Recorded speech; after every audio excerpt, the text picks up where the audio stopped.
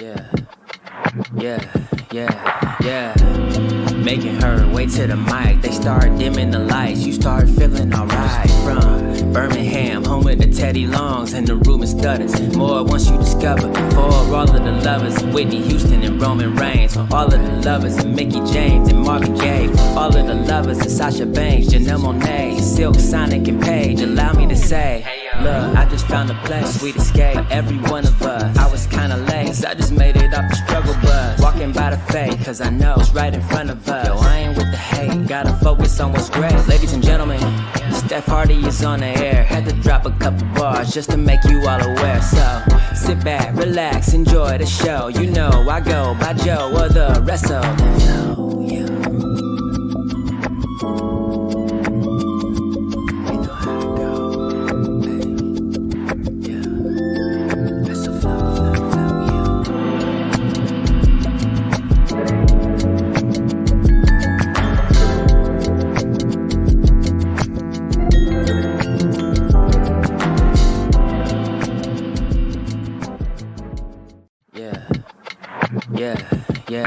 Yeah.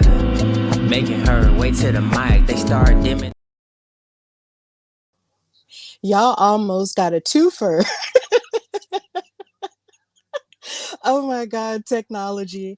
Hey, y'all. Welcome to this new episode of the Hardy Wrestling Podcast with your girl, Stephanie Hardy, host and creator, host and writer for Women's Wrestling Talk, and color commentator for the Belladonna Division, Battle Club Pro, Black Girl Magic 2022, and soon to be Spartan Wrestling. It is so good to be back. Of course, if you do follow me on social media, if you don't, what are you waiting for? Please do that. You saw my announcement saying that I was going on hiatus because I was juggling a whole lot of things in my life. But now I'm back from hiatus simply because now I have some more free time on my hands. And I'm so glad to be doing this show now because there are things that I do want to say and talk about when it comes to this beautiful and fabulous world of professional wrestling. But, it's just you go through life's changes, but you do have to roll with the punches to get to what's real in your life. And I am so happy that I am able to come back and do this show and be able to talk about what's going on in a happy and healthy way. So for those who are new to the show, welcome to the ride, welcome to the vibe. And I hope that you continue to be on this journey with me. And for those who have been faithful to the show, over the past 3 years, thank you guys so much for being supportive of this wrestling platform and for being supportive of me and all of my endeavors when it comes to wrestling and just being supportive and positive in all things. Thank you guys so much for supporting me in everything. And now we got to get into a whole lot of mess. Not really a whole lot of mess, but enough mess to let you know that a lot of crazy stuff is going on in the world of professional wrestling. But of course, if you are watching live, whether it be Facebook, Twitter, Twitch, or wherever, feel free to light up the comments, and also on YouTube as well. Thank you for watching. Light up the comments as well as I get to different subjects and talk about different things. And you might wind up on the screen, and you might, of course, wind up in the recording that will be going up soon. So yeah, of course, now that we are headed into SummerSlam season, there is so much to talk about with news and so many different things that you hear, like with word on the street and rumors. So we are here to get started with news and gossipish. And of course, we have to start with Mr. CEO and chairman himself, Vince McMahon. Now, news came out today, like early this morning, that WWE had, of course, disclosed that Vince McMahon was subpoenaed on July 17th from WWE's Q10 quarterly report filed with the SEC. They said, as previously disclosed on June 17th, 2022, a special committee of the board on the board of directors was formed on June 15th, 2022 to investigate allegations of misconduct by Vince McMahon. As previously disclosed, the special committee investigation was completed during the fourth quarter of 2022. However, related government investigations remain ongoing. Like they're continuing they're really continuing these various allegations against him. Like, it's going on. Like, and today, and they announced that federal law enforcement agents executed a search warrant and served a federal grand jury subpoena on Mr. McMahon, and no charges have been brought in these investigations. Now, they also said that the company has received voluntary and compulsory legal demands for documents, including from federal law enforcement and regulatory agencies concerning the investigation and related subject matters. And seemingly, the subpoena and search are related to the various NDA payments and payments to Donald Trump for TV performances that were improperly not recorded as company expenses. And this message was sent today via WWE and the quarterly report to the SEC. Now, this is really interesting coming out of everything that we went through in the last year. Because, of course, last year you had a whole lot of drama going on. With him and so many allegations of possible sexual assault on women. And forgive me if I'm triggering anyone that's listening to this, but yeah, he had allegations of sexual assault, allegations of paying some of these women off for these affairs, and he wound up having to retire and step down as chairman and CEO of the board. But as it turns out, he wound up coming back, even while Triple H was in charge of creative and Stephanie McMahon was the co-CEO along with Nick Khan. He wound up coming back a little bit before, or a little bit after WrestleMania, and he wound up coming out on the news and talking about the merger that they were having with the UFC and stuff like that. So it was just a lot going on, but it seems like the legal troubles are not ending for Vince McMahon at this point. And it's just really interesting how this has all come out. And a lot of us wrestling fans are just watching and wondering, what is really going on? Like, what are they hiding?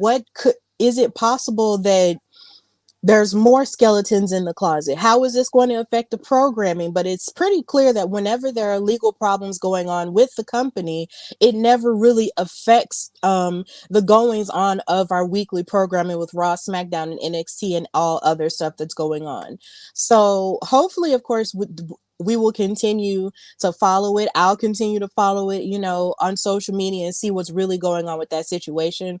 Because they also announced that Vince McMahon had undergone a spinal surgery and he is recovering, and he will be out in the near future to recover from that surgery. So we do wish him the best with that. But yeah, it seems like when it comes to legal issues, when it comes to the possible sexual assault allegations, the payments that are not supposed to be paid or not being reported, when it comes to the black woman who decided to sue WWE for how she was treated as a writer. It seems like sometimes when it rains, it pours when it comes to the legal stuff. But either way, it won't necessarily fully affect what we've got going on when it comes to our programming. So we have that happening. So also in the news, we have um, the colorful appearance of Roman Reigns and Paul Heyman appearing on ESPN's First Take with Stephen A. Smith and Molly Karam. Now, if you do or do not watch ESPN First Take, you've probably heard of it. It is a sports show where they sort of debate about various goings on in the world of sports, whether it's mostly with football, basketball, baseball, all the regular other sports. But sometimes they'll throw a little wrestling in there. And because it's SummerSlam week, a lot of different WWE stars have been making appearances. So Roman Reigns and Paul Heyman pulled up to First Take. And as you can see, Stephen A. Smith is holding a replica title. He's really feeling himself. He really looked like he was having a fantastic time with both of them, as it seemed like they were in character, which is safe to assume. But there was some controversy dealing with some things that Paul Heyman said. When Stephen A. Smith asked the question of Paul Heyman, do you consider yourself the GOAT manager in all of professional wrestling? Paul Heyman answered by saying, "Yes, I'm the greatest of all time." And then Stephen A. Smith mentioned, "Well, what about Bobby the Brain Heenan?" And Paul Heyman interjected and said, "Oh, well, he's dead. Nobody cares." And I'm just like, whoa.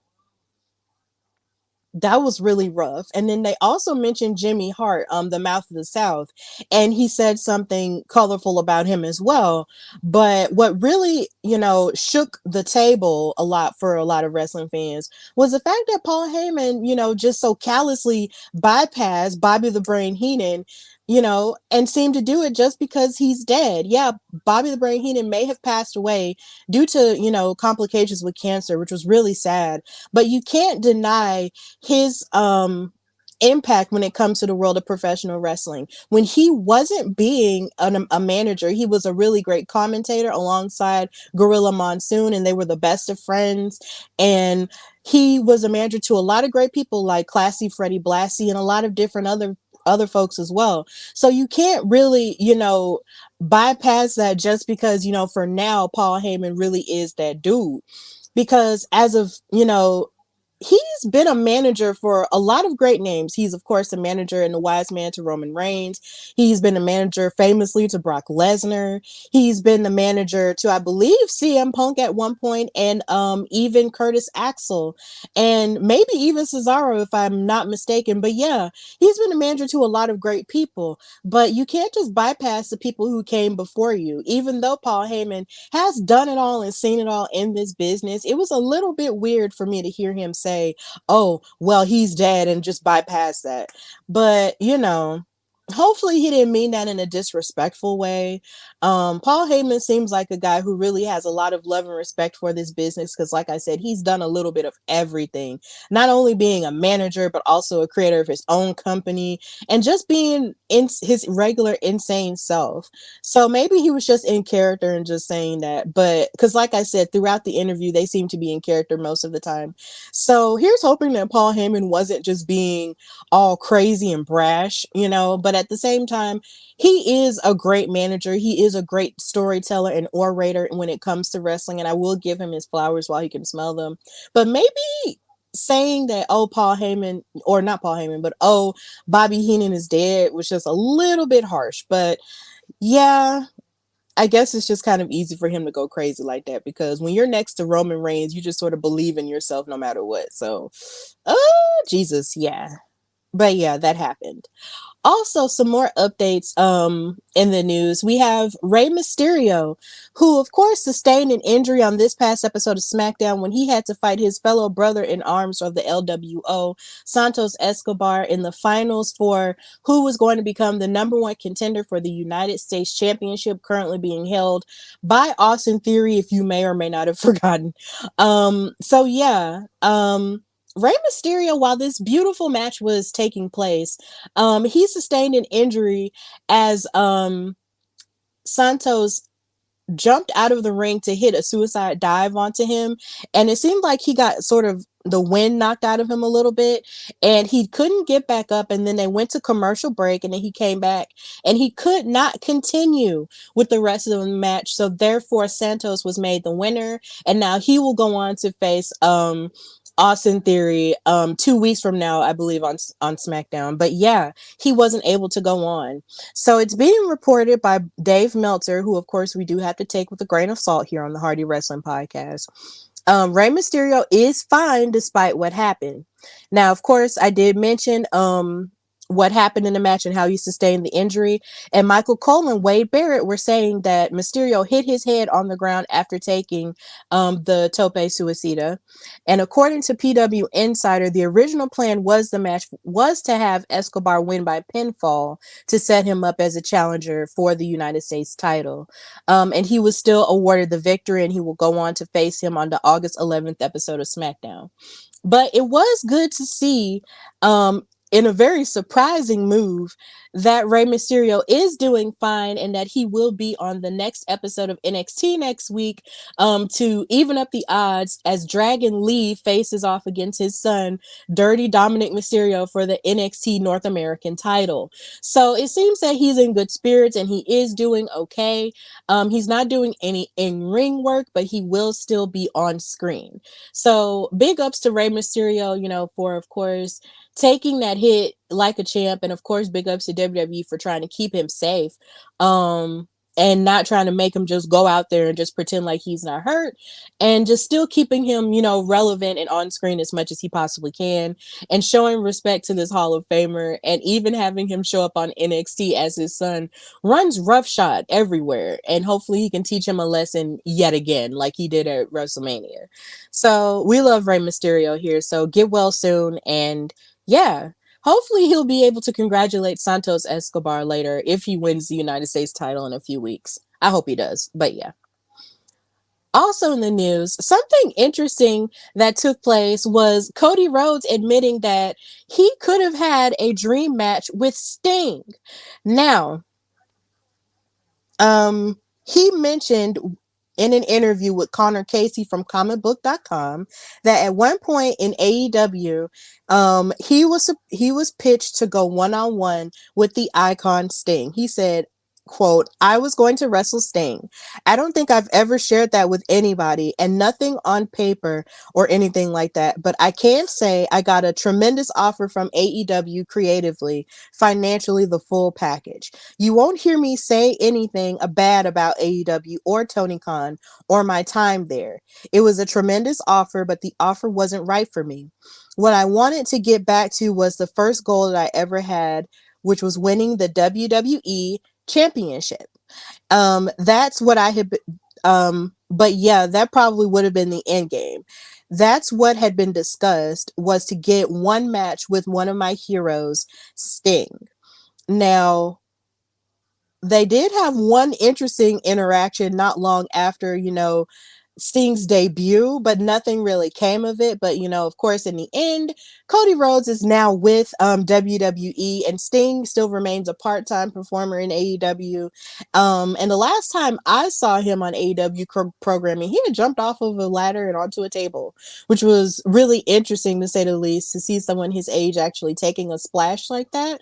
But he really took it in stride and he did it. So big ups to Sting for that. And he's coming to Alabama Comic-Con next month. I'm really excited about that because he has come down here before for it. But it's really exciting to see him and the likes of Kevin Nash, Jamie Hayter, and so many other wrestling legends coming down for Alabama Comic-Con. But a match between him and Sting would have been absolutely incredible. But I almost feel like him and Sting would have had a better match, like, say, maybe if Cody had I feel like maybe if Cody had maybe stayed in WWE a little bit longer the first go round, when Sting came up and wanted to fight Seth Rollins or fight Triple H, that would have been fire. Like if he had did that and they had a match with each other then when Sting was like 100% healthy, then that would have been awesome. But things happen, life happens, and you just can't predict stuff like that. But either way, a match between these two would have been interesting.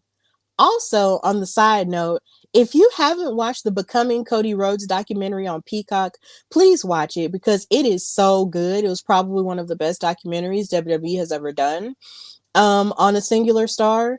And Cody's story is really a story that's worth listening to because it's a lot more than just him being Dusty Rhodes's, youngest son. Like he really worked his way to get to where he is now. He wasn't just handed everything. So I hope that if you haven't watched it, please do. Like, please go ahead and watch it. And you can see what some of his motivations are to having done and made a lot of the choices that he wound up making, even though it kind of made us go like, huh? There's still a lot. Once you watch it, you will understand. So big ups to Cody Rhodes, the person who should very well be WWE champion right now, but I don't want to fight about that at this point. So I'll probably talk about that later. But either way, big ups to Cody and Sting for whatever it is that they're all doing at this point. And I believe not lastly, when it comes to AEW and their women's division, they were sort of held to the fire last week in something that did grab my attention. During the match that Taya Valkyrie was having with Dr. Britt Baker, DMD, they had a 10-minute match that a lot of people felt like wasn't necessarily as good as it could have been, or there were a lot of miscommunications involved or whatever. But I believe after the match, there was a woman in the audience who held up a sign that said, "Book the women's division better." And it caused a lot of controversy online because AEW actually held the camera onto the sign for a long period of time, as if maybe it was something that was either orchestrated or maybe it was something that they were still giving time to because they want to, hear out what the people or what the audience has to say. Maybe that was it, but either way, online this caused a lot of kerfuffle and a lot of discussion on women's divisions, not only in AEW but across the board and how they're being booked. Because a lot of people feel that in comparison to a lot of the men's programs in AEW, the women's programs really aren't, stretched out to be full, long, multifaceted stories the ways that the men's stories are. And honestly, they're right. They're really right because there was a time that I was watching AEW more consistently because I had to cover it for Women's Wrestling Talk on the SmackDown and Rampage after show when we were doing that show, where there would be stories involving Jade or stories involving, so many different women, and we would see them have like a one-off match, kind of like sort of like something to watch for the sake of the sport of it and not for the story of it. And we wouldn't see anything else from it. It would be like they'd move on to the next thing, to the next rivalry, to the next thing, to the next thing, as opposed to say someone like Jon Moxley, like a rivalry like Jon Moxley versus Hangman Adam Page. The women haven't really had a rivalry like that lately. And, you know, it's it's sad because for a company to have started, and said that they want stuff to be different and they want to be an alternative. And with Baker being sort of like the pillar of their women's division, you would think that they would have more in mind for their women's stories. Now, granted, they have done a lot when it comes to showcasing their women a bit more. And then you also throw in Ring of Honor in there with their Ring of Honor champion, Athena, who is arguably one of the most dominant champions in the past year. um there's still so much more that could be done to stretch the stories out and give them more meatier content like the men do. So I am glad that this is being talked about and hopefully changes can be made, because for me, I'm always a person that's just saying, well, if you want to put these women out there, give them stories that are actually written from the perspective of women. Like, give women the opportunity to write these stories for these women instead of just having one man or a couple of men in a room at the helm, and, actually work together with the talent to create these stories that actually mean something that people will actually remember. And that's across the board, in all of wrestling, because I'm definitely not picking on anybody, but I'm just saying this simply because this is, AEW is where it took place. Because these women are amazing. They're talented. They have all of this charisma and personality. They should be given the amount of time that the men are given, equal time. So I really love that this fan actually had the wherewithal to make this sign and actually put it out there on television and be brave enough to share it on television too, because sometimes, if you don't want to rock the boat and you don't want to be messy sometimes, but at the same time, sometimes it takes being a little messy to get your truth out there, to stand up for something. And I'm glad that this fan did that, and hopefully more changes can happen throughout all of wrestling, period, when it comes to the women. So this was really cool, and I just wanted to address that on my show, considering it did happen last week, but I still wanted to talk about it. And finally, in news and gossipish, Kayla Braxton, who is a media correspondent for WWE, announced that today was going to be her last day as the host of The Bump. Now, of course, WWE's The Bump is sort of like a sports show, kind of like Get Up and all the other shows you see on ESPN and the NFL Network and stuff, where they talk about wrestling and interview wrestlers in a very fun atmosphere and in a very goofy way and stuff like that. And she was on the show with Matt Camp and Ryan Popola, I believe. And this show started, I believe maybe 2 or 3 years ago, and it has grown to be something really cool and really, entertaining and engaging, even though it does come on in the middle of the day and it's kind of hard, or at least it was hard for me, to watch it because, of course, I'd be at work and stuff. But just watching it grow into what it has been, it's just been amazing. But Kayla Braxton has now decided to step down as the host. She's still with WWE. And Megan Morant will be taking over as host of the bump, and she will serve as a correspondent. And also, she will still do, I'm sure, her interview things on SmackDown, as well as serve anywhere else, like for pre-shows or stuff like that and stuff. So I saw that and I was just like, well, this is worth talking about because Kayla Braxton is just an amazing personality. Like, she's worked really hard to get to where she's at. Plus, I admire her, so much as, a fellow Black woman in this space and for what she's opened up, And then she's from Alabama, just like me, except she's from Wadley, Alabama.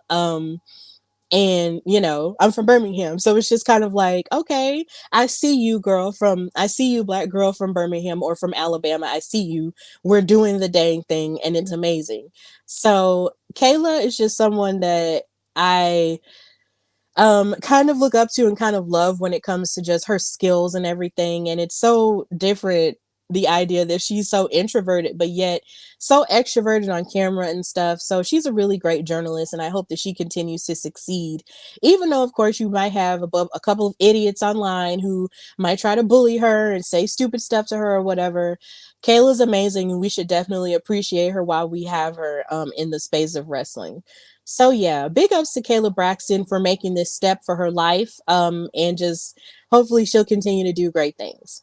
So that's all for news and gossip ish. And now we're going to move to a special segment.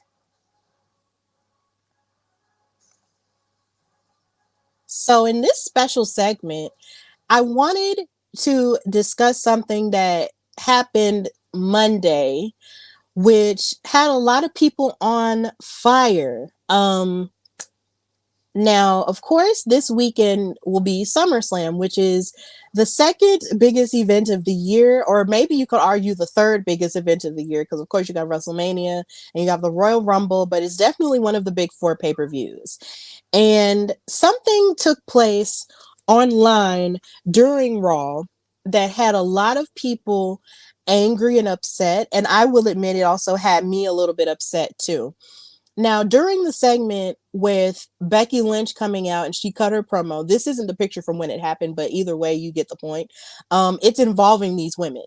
So, Becky came out to cut a promo and stated that since she had won her match against Zoe Stark to be able to face Trish Stratus, I want to do this right now. Let's fight. And then Trish was like, yeah, I'm not going to fight you because these people don't deserve it and stuff. So, Adam Pearce decided to lay down the law and tell her, to go ahead and fight the match now. And so they went out there and the bell rang and they fought. But then Zoe Stark got involved immediately and started beating up on Becky, which basically caused basically a no contest, I guess you could say. And this left a lot of people confused and a lot of people angry because all of this just let us know that this match wasn't taking place at SummerSlam, because Adam Pearce would go on to announce that they would actually fight each other in 2 weeks on Raw, which would be taking place in Canada. And this set a lot of fires on social media and made a lot of people upset because we were under the impression that with so many of these SummerSlam matches taking shape, right, that this would be one of them. It would be a very high profile match to have in a big four pay-per-view, but that doesn't seem to be the case. And it also doesn't seem to be the case for a lot of different women's programs for different situations. And I do understand why, but at the same time, it's still frustrating because as it stands, which I will get into in my SummerSlam predictions, there are 6 men's matches and only 2 women's matches for SummerSlam. Let that sink in for a minute. 2 women's matches and 6 men's matches. Just 2.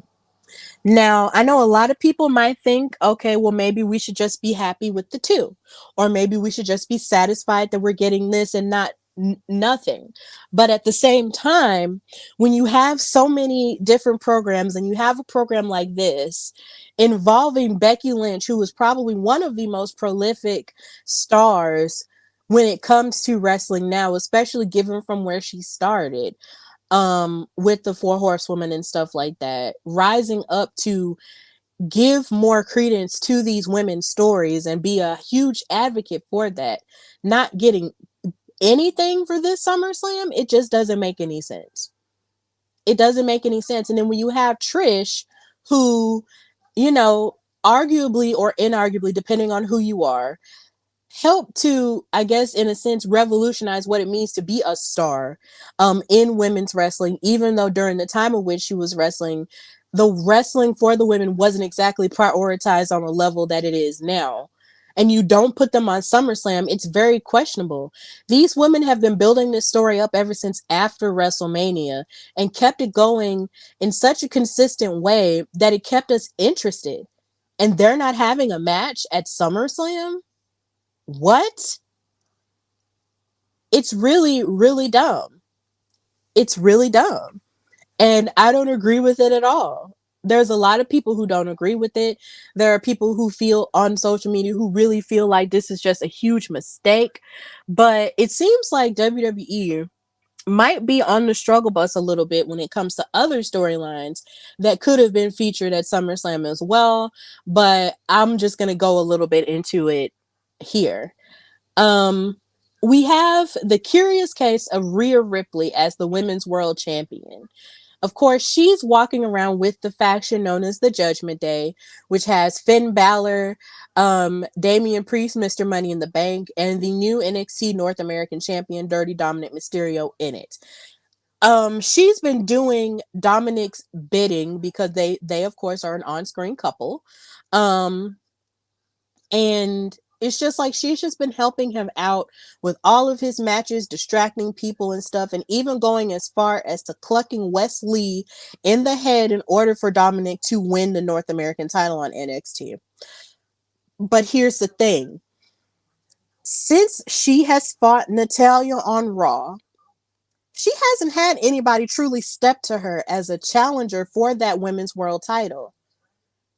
It's been very, very strange. And then you have Raquel, who's in this picture, you know, getting into a brawl with her this past Monday. This is where everything happened. On this past Monday, they fought each other, but then Rhea decided to take advantage of her injured knee and saying and Adam Pearce told her, like, when as soon as you are cleared, you will have a chance to fight Rhea Ripley for the title. And so it's looking like that's not happening on SummerSlam. And that was a shame to hear, because the one thing that people have been raring for ever since the both of these women got on the main roster is for the both of them to fight each other, simply because they're so evenly matched and they parallel to each other because they're both tall, they're both muscular, and they both are famous for beating each other's behind when it comes to NXT. They destroyed each other for the NXT women's title. So we want that replicated here, and now you have a chance to do it on a higher platform, but yet it's not happening on SummerSlam. What do you mean? It's really frustrating because Rhea here lately has been defending her title, you know, a little bit here and there, but then when it comes to her actually having a match booked, like she'll go ahead and attack her opponent that she's supposed to fight, but then a match won't happen. And yeah, the match that she had with Natalya was really good. Like, it was fantastic, you know, for an episode of Raw. It was fantastic. But since then, we really haven't seen her fight anybody outside of also Lyra Valkyrie on NXT. That was a non-title match.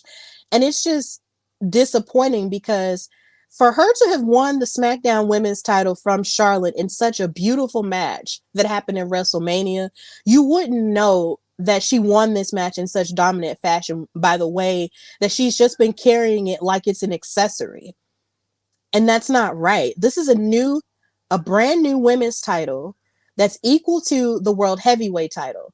And when you have someone like Seth Rollins, who's been fighting back and forth with Finn Balor for that title and also keeping his head on a swivel because you got Damian Priest there, it makes no sense that Rhea Ripley hasn't been propositioned a newer opponent. And yes, you could argue that a lot of the other women might not be, you know, it might not grab you immediately, but at the same time, those women are still there and they deserve that opportunity, whether they win or lose. So her reign has just been, you know, weird for the most part. I won't say it's been absolutely bad because she still looks like a badass and she still looks dominant, when it comes to what she does and her presence in the Judgment Day. But when it comes to her fighting women, it just hasn't been happening. And the idea that this brawl happened on Raw and nothing came of it in terms of SummerSlam implications, it's just really disappointing.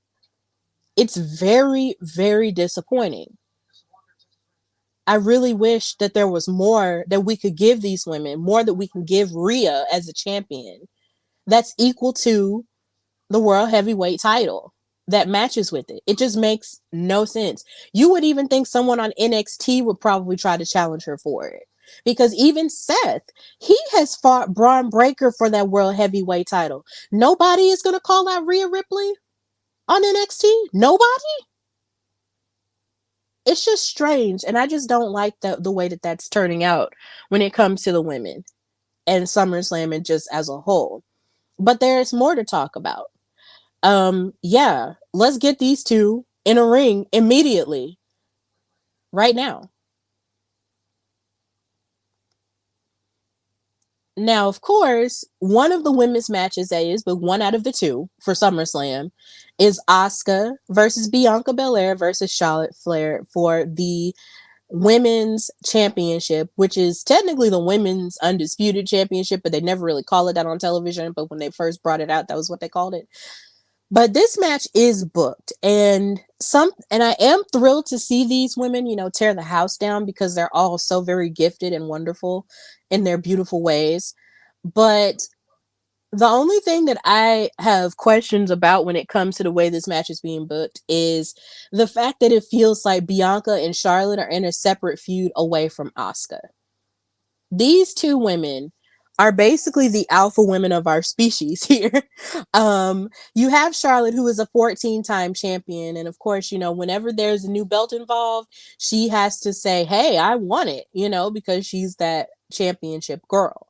But then you have Bianca, who waited in line for her opportunity to fight against Asuka after she lost the Raw Women's title at Night of Champions.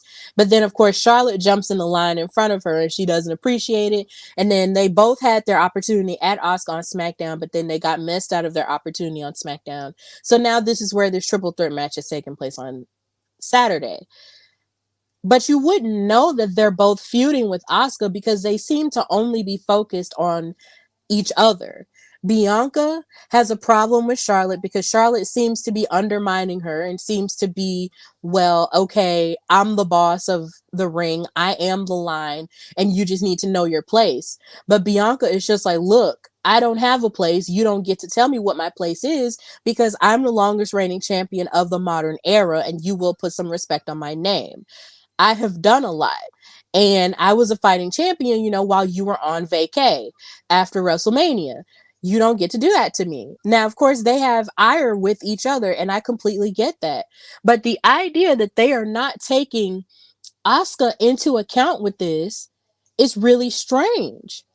Asuka is the champion. Why isn't Asuka, running roughshod over both of these women, using the fact that these women seem to be so focused on each other that they can't even focus on Asuka? Why isn't she playing these mind games with them? And why does it seem like whenever she does want to get in their faces, it's always at the last minute or at the ninth hour? That's questionable for someone who's supposed to be the champion of SmackDown with that title. Here again, this is a new title, and you're not propositioning it well when your champion is only getting in the face of Miss Money in the Bank Io Sky and threatening her and telling her all the reasons why she shouldn't be cashing in. It's weird. It's really weird. You're only getting in their faces. You're only getting in Io's face, but not getting in the face of Charlotte, who did this to you on an episode of SmackDown, and also Bianca, who KOD'd you on the table with Charlotte. I hate it. I literally hate it. It's just so weird. And I know that this is supposed to be, the positive show, but I do have to be honest when it comes to when it comes to my women in wrestling not being given the correct or proper time. I have to address the things that bother me, and this is bothering me. It makes no sense for Asuka to be the afterthought in a feud where she's the champion. Asuka deserves so much better. It's almost like the Asuka from NXT that was undefeated for over 400 to 500 days and this Asuka are two totally different Asukas. And that's not fair. Like, what happened? Like, are y'all just trying to water her down? What's the deal? What's the problem? It shouldn't be this way. It really shouldn't. But I guess we'll have to see, how Saturday turns out or even how Friday turns out because SmackDown will be happening, of course, before that. But still, it shouldn't be Bianca versus Charlotte and then throw Asuka in there. It should be definitively Asuka versus Bianca versus Charlotte. That's what it should be. But, this is where we're at, and it's just disappointing. Then we have Bayley versus Shotzi. Now, of course, Bayley has now gotten the ire of Shotzi because she cut her hair unwarranted. And Shotzi didn't like that. And so she did get on camera and shave her head and tell Bayley, you're not the one in control. I am. And she's been playing mind games with her. Now, this is where the mind games do get interesting because I am glad that Shotzi is doing this and getting more television time with this feud with Bayley. But it does disappoint me that this isn't even on the SummerSlam card because we haven't seen Shotzi on television since she really shaved her head. Like, she's been dropping mind games here and there, cards saying, Bayley, I see you, or leaving her strands of green hair that she used to have. But at the same time, we haven't seen them fight from it. We haven't seen them have an encounter face to face from that action and from this buildup. And yes, you could argue that there hasn't been enough time to build it up for SummerSlam. But at the same time, we know that it's happening. So if you can throw stuff on the card just for the sake of throwing it, like that Battle Royal, you could throw this on there. Like, it makes no sense. Like, you could throw that match on there if you wanted to, because this has been building up. We have seen this. So what's the problem? Why aren't we seeing even this on the SummerSlam card? Like, these women are being paid dust, and it's not fair. I'm changing lights. It's not fair that these women just, aren't getting the time and aren't being highlighted on the SummerSlam card in this way. Like, it just makes no sense to me. But moving along, you also have the glaring issue that we keep bringing up. And I feel like I need to make the screen big for this one. The glaring issue of the women's tag team titles that are currently being held by Sonya Deville and Chelsea Green. This is an ongoing issue that Trinity and Mercedes tried to mention and talk about, but when they did try to mention and talk about it, folks didn't want to hear it. And of course, we are where we are now. But you have Sonya Deville and Chelsea Green win these titles off of Raquel and off of Liv due to the actions of Rhea Ripley, the women's world champion. They have these titles, and here again, they don't even have a match at SummerSlam. This was a tag team that had a tag team showcase match at WrestleMania, and they actually managed to stay together throughout all of the changes and stuff and wound up winning their first titles in WWE, which is commendable and amazing for the both of these women. Why aren't they on the SummerSlam card? Why aren't they on the SummerSlam card? That makes no sense. Are you punishing Chelsea because maybe she had, her husband, Matt Cardona, pop up in the Indies with a replica version of the women's title? What's going on? Is there an injury happening? How come these two women don't have a match at SummerSlam? Because by all means, there are other women that they could be feuding against. They could very well be feuding against Team Casey Squared, Kaden Carter and Katana Chance, because they did fight them before. And they did have a program with them online that we did see. But as far as television goes, yeah, they beat them one time, but they haven't had a feud with them at all since then. And we haven't seen them on television since then. They are the best tag team when it comes to the women's division in all of WWE. Bar none. They are the best women's tag team. They're an actual team. They're not just two single stars that were just thrown together. Like, these women are actually best friends. And if they had an opportunity to fight for those tag titles at SummerSlam, that would be cool. Why aren't they on the SummerSlam card? And then you also have Alba Fire and Isla Dawn. We haven't seen them since they lost the women's tag team titles. Well, the NXT women's tag team titles to Shayna Baszler and Ronda Rousey. We haven't seen them since. And they got drafted, and they were the champions when they got drafted from NXT. There is no excuse. The talent is there. The tag teams are there. Those are just two examples. It's like the talent is there. So why isn't that we haven't seen it when it comes to Sonya and Chelsea? Yes, you could argue that there is no time, but still, you've thrown together matches for less.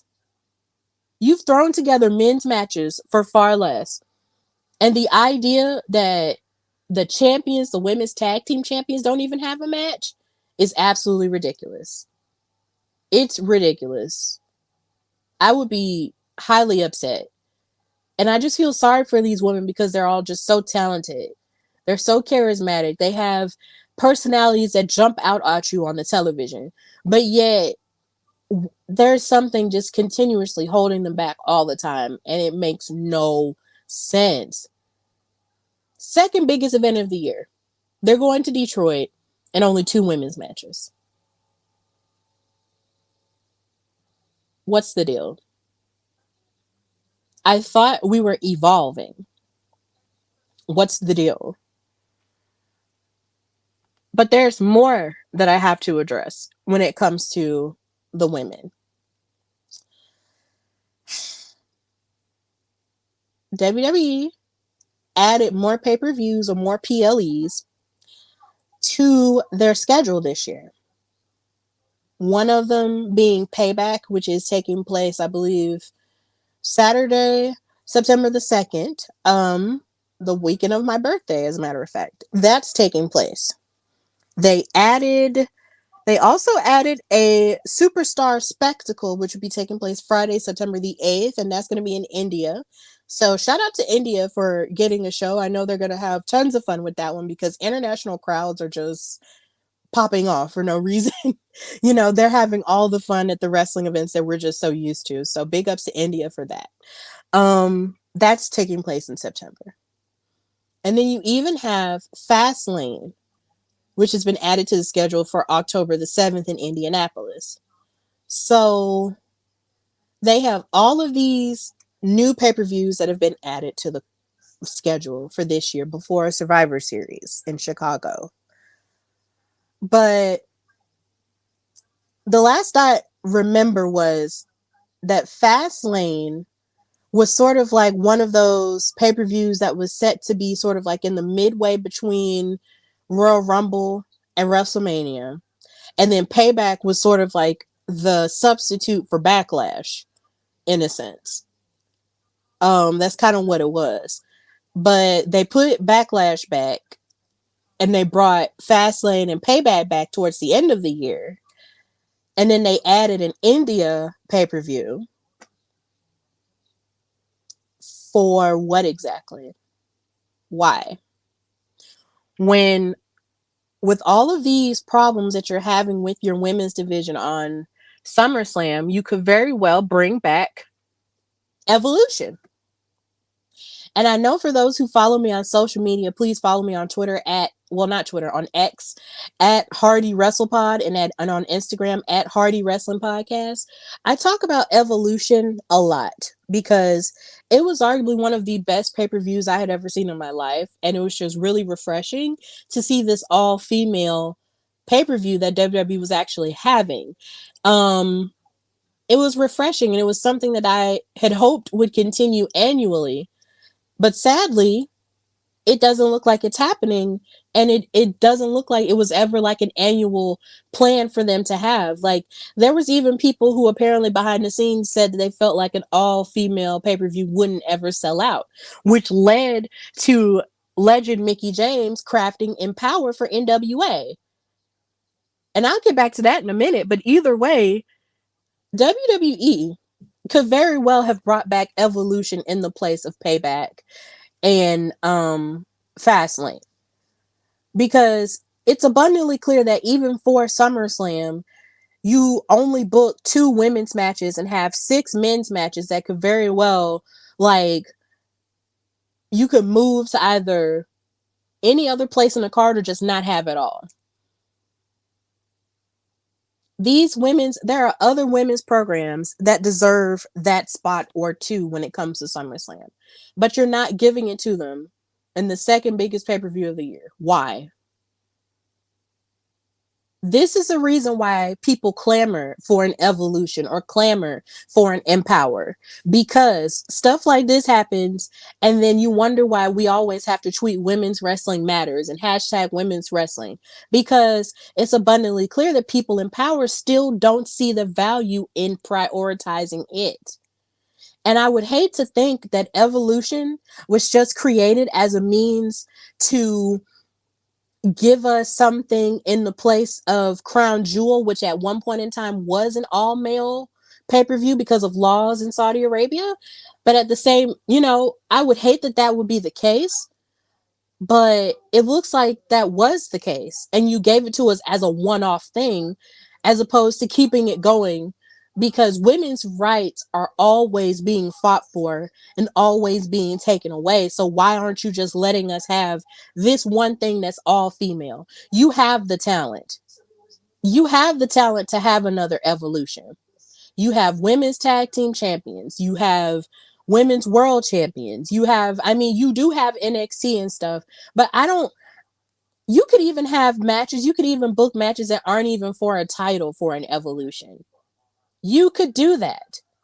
There needs to be another all women's event, because clearly we're not being prioritized enough. We aren't clearly being prioritized enough. And it's not fair.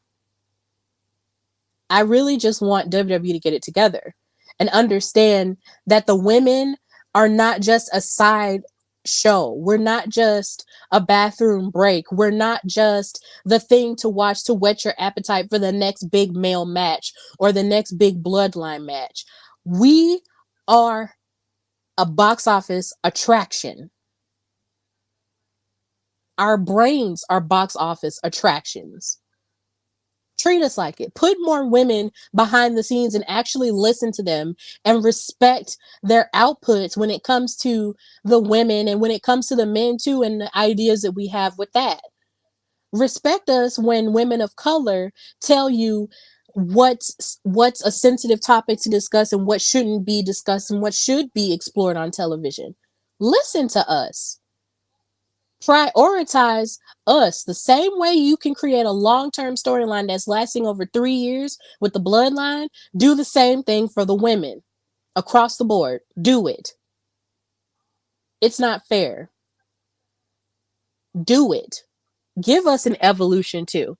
And yes, NWA can catch a stray bullet. They can do an Empower too, and do it annually, because women's wrestling is where it's at. Empower weekend sold out. When I went to Empower, this event changed my life, because this taught me that I could have a space in wrestling journalism. This changed my life, because I interviewed so many people for Women's Wrestling Talk that I didn't even think, I was even good enough to do. And TK, God bless her, whose birthday is tomorrow, like, shout out to her. She allowed me to show what I could do when it comes to interviewing wrestlers at that event. The empowering atmosphere you couldn't buy and get anywhere else. And I'm sure it was the same thing for Evolution too. Why would you only relegate that to one event in 2021 or one event in 2019? Why? Don't you believe that women deserve to be in power all the time? And yes, you can argue that there are events that all women events that take place in the independents, and that's great. That's fantastic because those independent companies are actually doing the work to put women's wrestling out there and give it the respect that it deserves, even though they may not have the money or the big platform that these larger promotions have. They're still doing that, and big ups to them. But the bigger places should be doing better, and they should be ashamed that they're not. So I said all this to say that for SummerSlam, the women deserve way better than just two matches. Way better than just two matches. They deserve more. That Battle Royal can be replaced with something else. It really can. It really can. You can replace that Battle Royal with something else. And heck, I could even argue that you could put Ricochet versus Logan Paul on a Raw. I would even argue that and replace that with a women's match. I know that's probably the unpopular thing to say because Logan Paul, only headlines the big pay-per-views and stuff like that. But since they've been going back and forth with each other on a Monday Night Raw, move that to a Monday Night Raw and put that in the space where you're about to put Becky and Trish and put Becky and Trish in SummerSlam. I don't care. But women's wrestling deserves better than this. It really does. And I just wanted to spend my time during this special segment talking about it. So now that I'm finished talking about the women at SummerSlam and what happened with that, hopefully we can continue to do better and evolve a little bit better. But yeah, I'm just going to move on to my SummerSlam predictions in the space where I would normally say what's Steph liked in wrestling this week. But yeah, um, we're going to move to the predictions. So SummerSlam is taking place Saturday at 7 p.m. Central, 8 Eastern, 5 Pacific on Peacock, and it's going to emanate from Detroit, Michigan at the Ford Field. And big ups to all of my podcast friends who are going. It's awesome. So, yeah, I'm going to predict the women's matches first. Now, like I said in my segment earlier, I feel like if Asuka doesn't take advantage of the fact that Bianca and Charlotte are very focused on destroying each other, then that would just be a huge disservice to her. So I'm going to predict that. Actually, I'm going to make two predictions. I'm going to predict that number one, Asuka could retain, and number two, that Charlotte could very well win because she is getting close to being titled Mrs. SummerSlam because at every SummerSlam she tends to win titles all the time since she's been called up to the main roster. So Charlotte could win and Asuka could win and Bianca could very well chase and it would still be entertaining. So if Bianca lost to SummerSlam, it wouldn't hurt her, but then it would still smart just a little bit considering the first SummerSlam that she participated in, she lost in 26 seconds to Becky. But yeah, I really feel that Asuka could retain her title, but then there's also a greater chance that Charlotte could very well win that title too. But I just don't want Asuka to sort of just be kicked off to the side after holding this title for, only so long. And then Charlotte and Bianca are here and they're just being all alpha womany and then they just forget about her. So yeah, that's my prediction for that. I'm saying Asuka, but then Charlotte too. So yeah. My other prediction, of course, we have Rowdy Ronda Rousey versus Shayna Baszler in an MMA rules match. I am probably the most excited about this match simply because it's MMA rules and because these women are at the top of their game when it comes to MMA fighting. Like, I want them to destroy each other in the best way possible.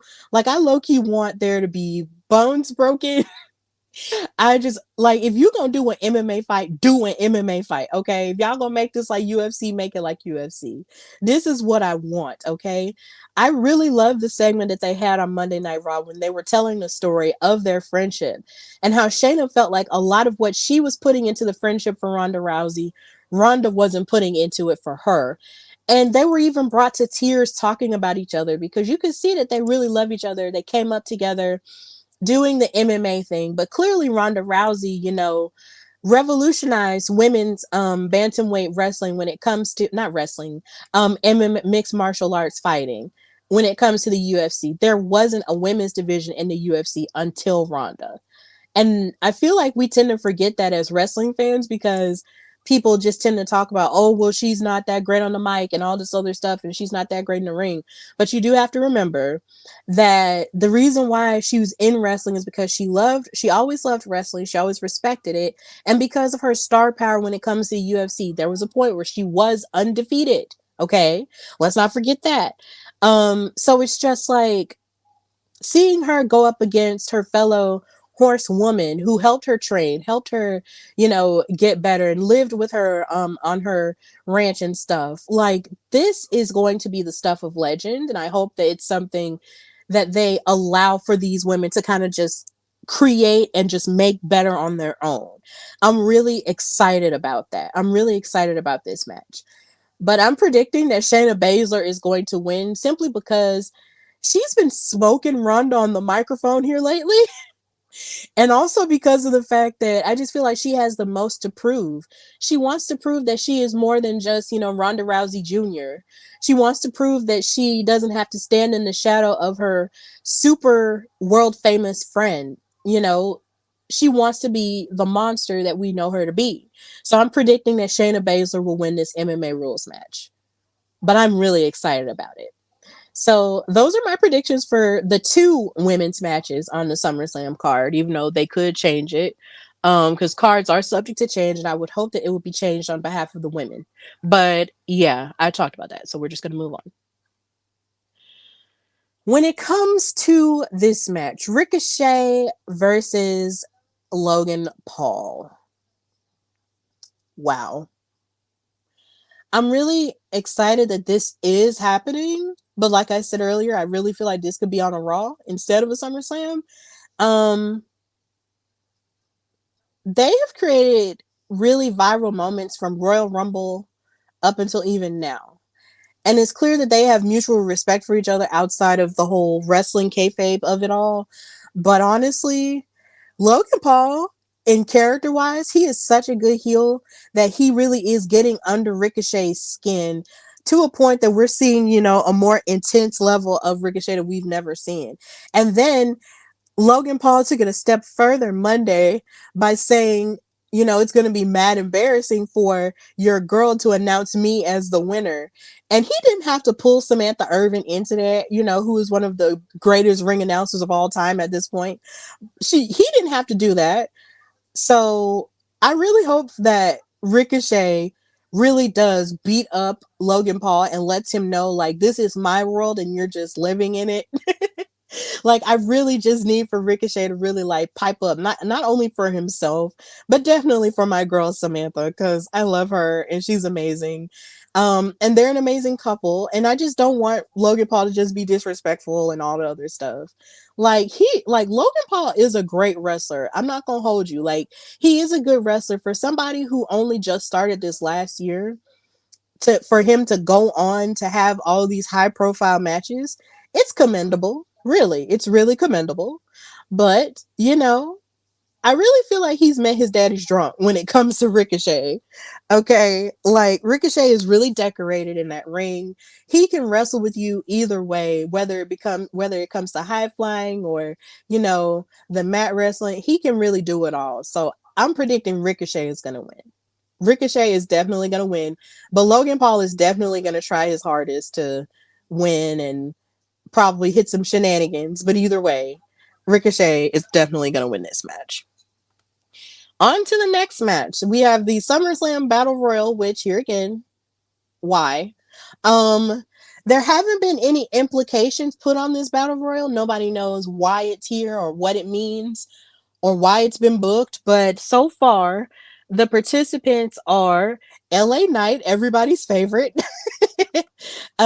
Sheamus, of course, from the Brawling Brutes. Tommaso Ciampa, Shinsuke Nakamura, which probably makes sense as to why the two of them actually fought on Raw this past Monday. And the Alpha Academy's Otis and Chad Gable. Now, for this one, I don't necessarily have a prediction, but you know, I would love it if LA Knight won. If LA Knight won, that would be really cool. Simply just to give him something that he can, brag about, I guess, and so people can just yell for him and cheer for him because people love him so much. But I would even argue for Chad Gable to win because the match that he gave Gunther after the 5 minute challenge, well, during the 5 minute challenge and after the 5 minute challenge on Raw was really good. Like, Chad Gable is really making the absolute best of his time when it comes to him being a part of the Alpha Academy with Otis and with Maxine Dupree. Like, he's a really good wrestler, and he is somebody that you should keep your eyes on because this man is an Olympic athlete, and he can go toe to toe with the best of them. Like, don't forget the work that he had going on with Jason Jordan and American Alpha and NXT. Okay, like they were fantastic together. And ever since he sort of had to, find his own way when it comes to him wrestling, not only as a single star, because remember Shorty G, um, and then now with him being Chad Gable with the Alpha Academy, and him transferring from heel to face again, it's just been amazing. Like, he really is a great wrestler. Anytime you can take it to Gunther, it's great. So I feel like maybe he should have another opportunity for the IC title at some point. That is, if Gunther keeps it against Drew McIntyre.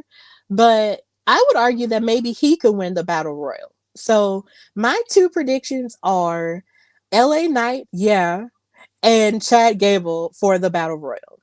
But here again, this is hoping if it's not just completely scrapped for a women's thing, which I would hope. But yeah, so now we have this one. We have Cody Rhodes, our American Nightmare, versus Brock Lesnar 3. Now, Brock Lesnar is somebody who you could argue could be labeled Mr. SummerSlam simply because ever since he's been on SummerSlams, he's been winning and giving you like a moment and stuff. Even though he did lose last year to Roman Reigns, he still gave us a moment with that tractor and the fact that he lifted up the ring and tried to kill everybody on the floor. He still gave us a moment with that. And yeah, Brock and Cody have just been fighting each other back and forth ever since WrestleMania, just like, even after WrestleMania, just like Trish and Becky, right? So, with this in mind, this is their third go round fighting each other.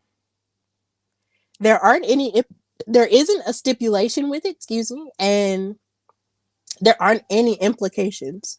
It's just that Cody Rhodes said that after SummerSlam, he wants to end this rivalry. So we don't know exactly how it's going to end. But it low-key makes me feel like, number one, Cody Rhodes has a little bit of a death wish. Because, Brock Lesnar, for as much as he gets on my nerves, especially when it comes to black champions, he's a monster of a man. He is a man who butchers his own meat, okay, and has a restaurant where he could probably cut his own meat, barbecue it himself, and eat it himself. Okay, this is a man's man. So why does Cody feel the need to keep throwing himself at this man's feet like this? It's really scary, but Cody Rhodes is nothing if not courageous. So he's going to try his best. And I'm going to predict that Cody Rhodes is going to win because he's Cody and he's trying to get through all of these hard times. And Brock Lesnar is definitely a hard time. So I'm predicting it's going to be Cody. Cody's going to win, but Brock Lesnar is definitely going to give us a couple of moments where we're going to wonder if Cody is alive. So, yeah, that's just how I feel about that. Cody Rhodes is ultimately going to win, though. And hopefully at some point, he'll get back in the graces of life and be able to challenge Roman Reigns for that title that his dad never won. Please. But yeah, just watch the documentary and you'll understand how I feel. But yeah. Then, of course, we have Gunther Shout out to Dwayne Allen of the Wrestling Realm podcast. He says Gunta like with his whole soul. Um Gunther versus Drew McIntyre for the Intercontinental Champion. Now this is going to be a hoss fight, a barn burner, everything, all of the things this match is going to be. But I'm predicting that Gunther is going to win. And Drew McIntyre might challenge him again, and then we'll get another um match, another championship match. But I'm definitely predicting that Gunther is going to win because he has already surpassed Macho Man Randy Savage's record for the IC title, and I believe he's on his way, if not has already broken the Honky Tonk Man's record. I can't remember right now, but I really do hope that he continues to elevate the title the way that he elevated the NXT UK championship as well. Hopefully he can continue to do that, but that's not saying that Drew McIntyre doesn't have a chance either. Like, both of these men are of the European strong style, and honestly, you could have booked this match in NXT UK and it would have been like a scene stealer for sure. But I just feel that Gunther isn't ready to let go of that title yet. I feel like he is going to win ultimately, but either way, they're going to destroy each other. So I'm predicting that Gunther will still keep that title and continue to break all the records. So big ups to these two though, because they're amazing. And then of course, we have the World Heavyweight Championship rematch between Finn Balor of the Judgment Day and Seth friggin' Rollins. Looking at this picture and him and Seth Rollins yelling like this reminds me of me watching him and Becky on Family Feud, Celebrity Family Feud. It was really funny if you haven't watched it. But yeah, this is kind of a hard one to predict simply because every time Seth has fought Finn here lately, he's been winning due to either a hiccup or a mess when it comes to Damian Priest and the Money in the Bank briefcase or whatever. He's just been winning, back and forth because Seth really wants to be that workhorse champion, that the WWE Universe, he feels the WWE Universe doesn't get when it comes to Roman Reigns. He really wants to be that, and I commend him for that, absolutely. But Finn this is something that he's just not letting go at all. He is really bitter and really angry at the idea that this man, really ruined his opportunity to be at the top of the mountain all those years ago when he injured him at SummerSlam. It's really a full circle moment here that these two are fighting at SummerSlam. When it comes to yet again another big title, because years ago when Finn got called up to the main roster, he had the opportunity to win the Universal Championship against Seth Rollins, only having to relinquish the title due to his shoulder injury the next night. And ever since then, he wasn't put in the main event spot ever again, much to the chagrin of a lot of fans, including myself, because we saw, his first NXT run. He was that dude for a long time. And of course, he was that dude in Japan from what I, heard, because of course I didn't see it take place. But from what I heard, he was that dude in Japan. So it's just like, for him to never have gotten an opportunity to stand at the top of the mountain, that irked him. He has a giant chip on his shoulder. So Finn has this opportunity to take this big title off of Seth Rollins again at another SummerSlam.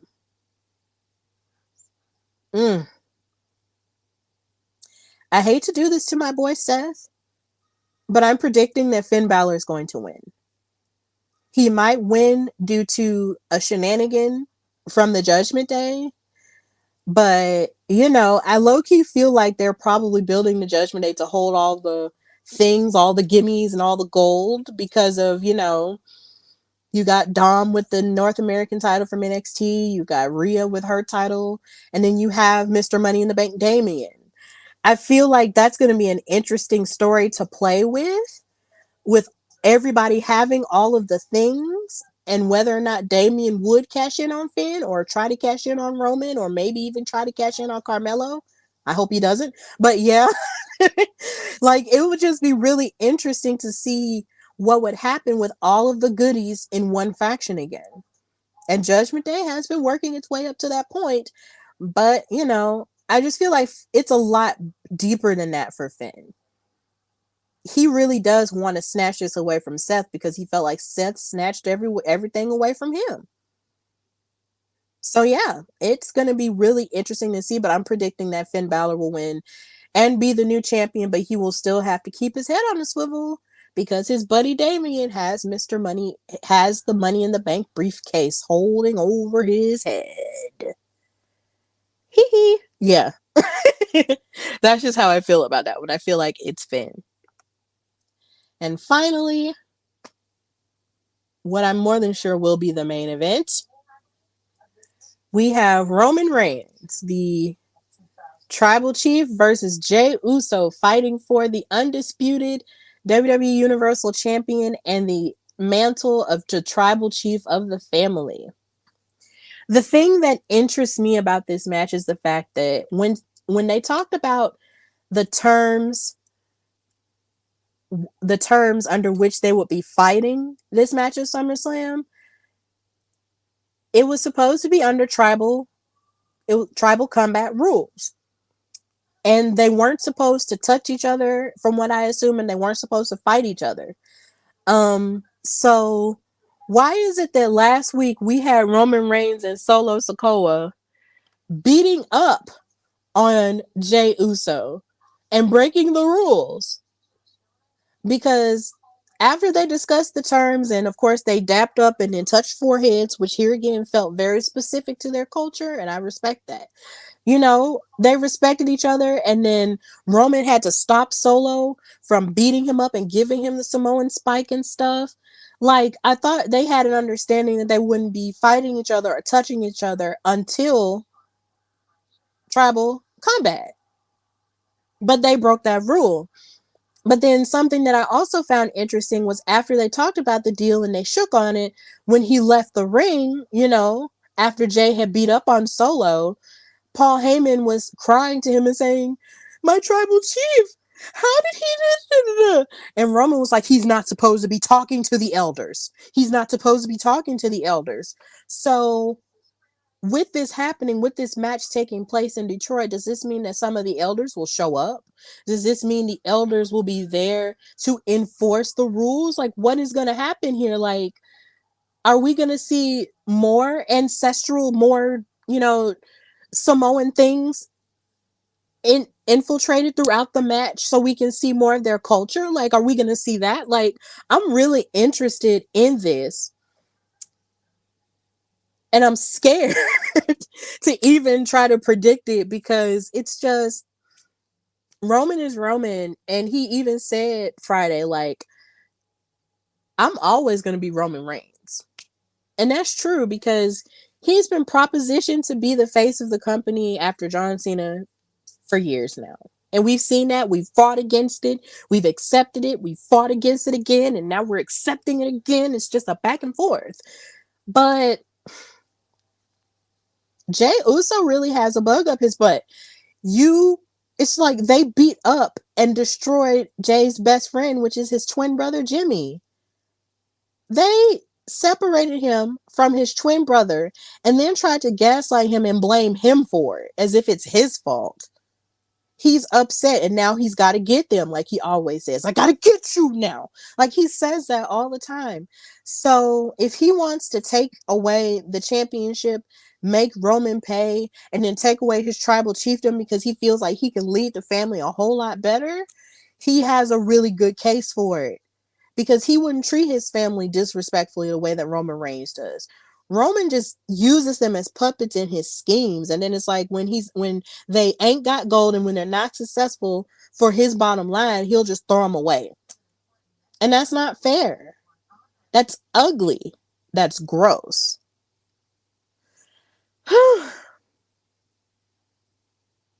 I'm predicting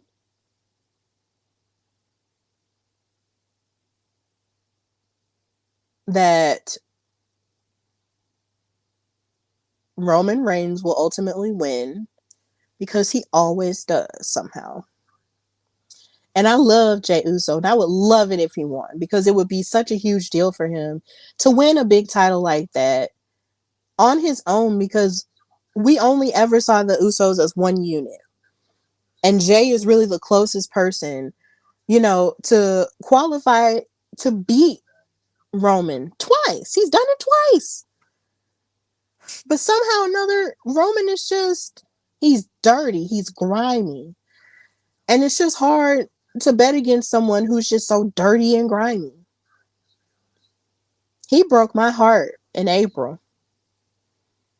And if they'll break your heart once, they'll break it again. So yeah, I'm predicting that Roman will still somehow win and come out the victor, but Jay will really try his damnedest. So that's all for my SummerSlam predictions. And yeah, it's a pretty crazy show. So like I said, watch it Saturday. And if you see me sharing clips about it, reshare it, retweet it, re-exit, whatever. Repost it, and of course, post the name of the podcast and stuff on Twitter and on Facebook and Instagram and everywhere else, and just big it up, because this is going to be an insane show. But here again, I'm just hoping that somehow more women will be seen on it, featured on it, and just put on it. So yeah, it's crazy. So with that in mind, I have a couple of announcements to make. So of course, your girl Stephanie is available for bookings.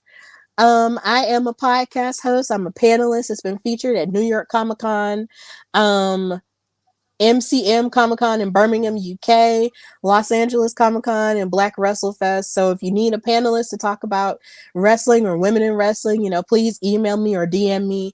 And also, if you need a color commentator for your special event, whether it be you need it pre-recorded or you need it, at a live show, email me or DM me at the bottom.